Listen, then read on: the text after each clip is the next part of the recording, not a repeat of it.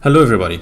So we are still discussing the topic of unsteady state molecular diffusion, and we will see the how can we use the charts for the case of diffusion in 2 and 3 dimensions, and it's going to be like what we did in the one-dimensional diffusion, that we have three geometries that we can deal with, and this is what we can do now. Or we will do here as well, that we have only 3 shapes that we can deal with for 3-dimensional shapes. Of course, for the sphere, it's not going to make a difference because it's the same. Any dimension in the sphere is exactly the same as other, so it's going to be the same for 1 dimension and 2 dimension and 3 dimensions. It's already the same. But for the case of a cube, with no sealed ends, it means that the diffusion is taking place in X direction, in Y direction, and in Z direction. There's the case of 2-dimensional flux, so it's case of X and Y dimensions, and the case of the cylinder in R and Z directions. These are the 3 geometries that we can deal with and use the charts to calculate the concentration for diffusion in these 3 cases.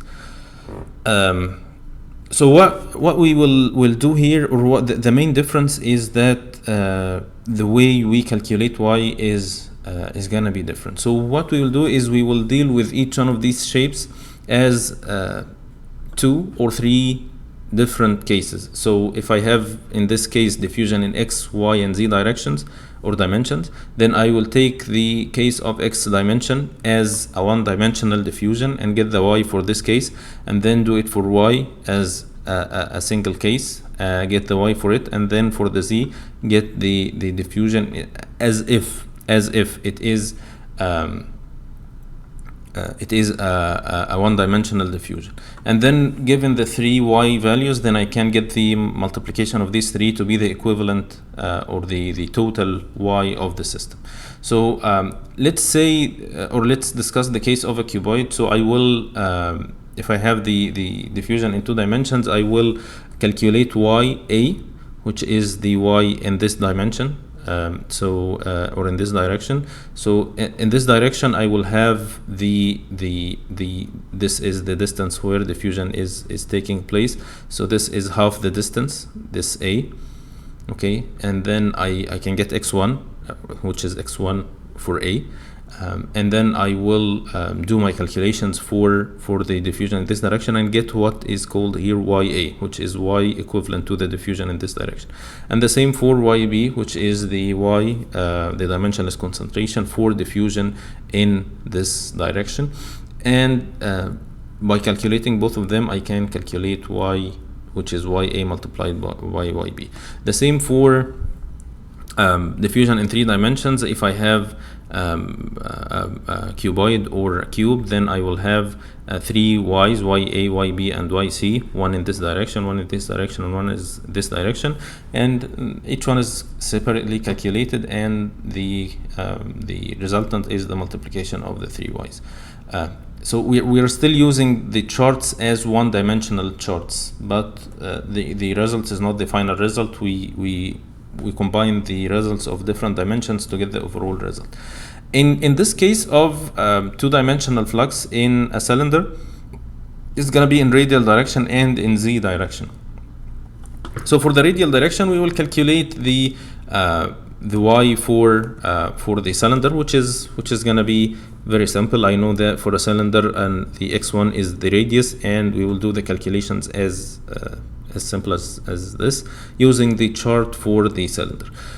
For the Z direction, it's gonna be a little tricky, because in the Z direction the diffusion is going in this or parallel to this center line. I have another center line here, but of course at the midpoint of the height of the cylinder. But the chart that I'm gonna use for this, so this A is gonna be the x1, and it's very it's very simple. It's expected that this is going to be x1 for the Z direction. But the chart that I'm going to use is not the chart for a cylinder, despite having the diffusion taking place here in a cylinder. And this is because for a cylinder, the chart for the cylinder, let's go back and take a look at it. Yeah, for the cylinder, the diffusion is taking place starting the center and going in the radial direction. So as the diffusion proceeds from the center, it passes by larger and larger cross-sectional areas. So the cross-section area here is different from here, from here, from here, and different from the outer radius. So, and this the same for the sphere. But if I'm talking about the cylinder, then in this case, the cross-section area is function of the position.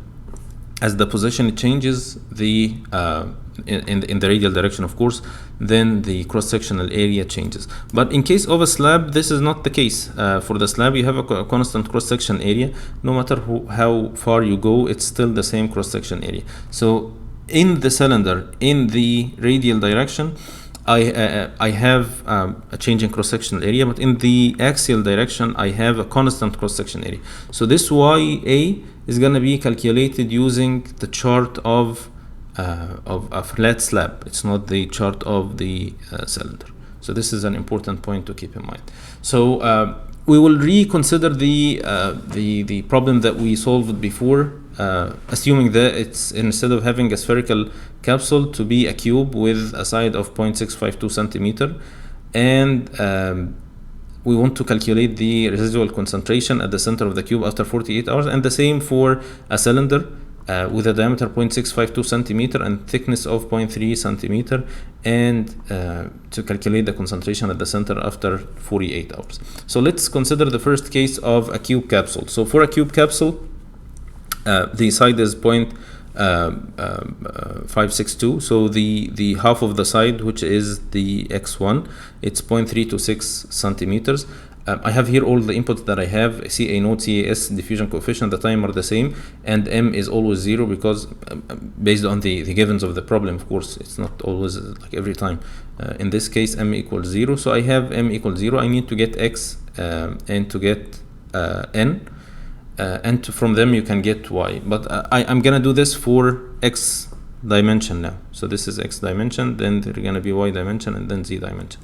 So X1 is 0.326 as we said here, and XD is gonna be DT over X1 squared, which is 0.488, and I can calculate N, which is X over X1, which is 0. So I know X, N, and M.